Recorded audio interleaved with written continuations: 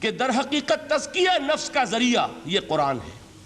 سینوں میں جو روگ ہیں، حب دنیا، حب مال، حب شہرت، حب اقتدار، جس کو کہ ایڈلر کہتا ہے دی ارج ٹو ڈومینیٹ، میرا غلبہ ہو، میرا تسلط ہو، میں نمایاں ہو جاؤں، میری حکومت بن جائے، اختیار میرے ہاتھ میں آ جائے، دی ارج ٹو ڈومینیٹ۔ یہ ساری ارجز ہیں ہماری در حقیقت جس سے فساد رونما ہے۔ یہ حب مال ہے جس کی وجہ سے ہمارے اندر تنافس ہے۔ الہاکم التکاثر حتی زرتم المقابر، یہ کثرت اور بہتات کی طلب تمہیں غافل کیے رکھتی ہے یہاں تک کہ قبروں تک جا پہنچتے ہو۔ آنکھ انسان کی کھل نہیں پاتی۔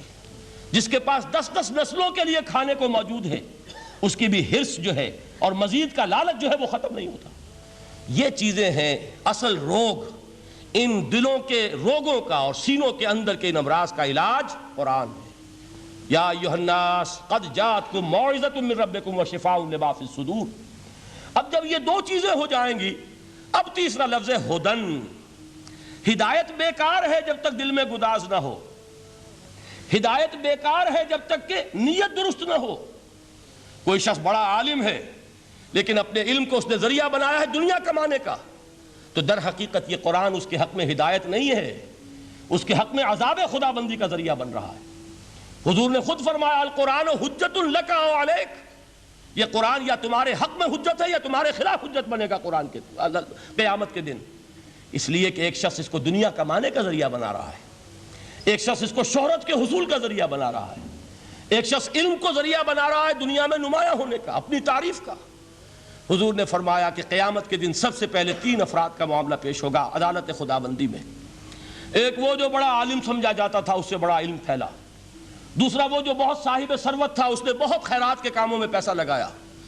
تیسرا وہ جو دنیا میں شہید سمجھا جاتا تھا کہ اللہ کی راہ میں جنگ کرتے ہوئے جان دے دی۔ اللہ ان تینوں سے جو اس کو نعمتیں دی تھی ان کا ذکر کر کے پوچھے گا کہ میں نے تمہیں یہ دیا، تمہیں یہ دیا، تمہیں یہ دیا، تم کیا کر کے لائے؟